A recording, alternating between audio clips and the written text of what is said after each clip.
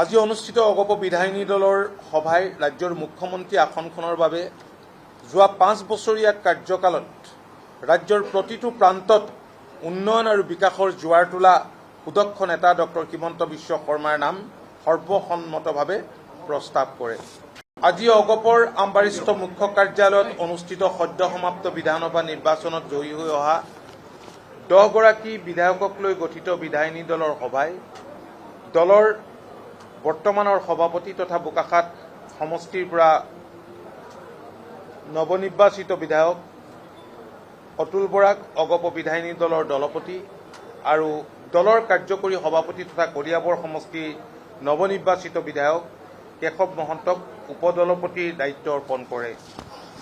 লগতে দলৰ অন্যতম সাধাৰণ সম্পাদক তথা ডিমৰীয়া সমষ্টিৰ নৱনিৰ্বাচিত বিধায়ক ডক্টৰ তপন দাসক বিধায়িনী দলৰ সচিব আৰু দলৰ অন্যতম সাধাৰণ সম্পাদক তথা বজালী সমষ্টিৰ নৱনিৰ্বাচিত বিধায়ক ধৰ্মেশ্বৰ ৰয়ক মুখ্য সচেতকৰ দায়িত্ব অৰ্পণ কৰে। আজিৰ সভাত উপস্থিত অগপৰ আটাইকেইগৰাকী নৱনিৰ্বাচিত বিধায়কে নিজ নিজ সমষ্টিৰ দ্ৰুত উন্নয়নৰ বাবে কাম কৰাৰ লগতে সমগ্ৰ অসমৰ উন্নয়ন তথা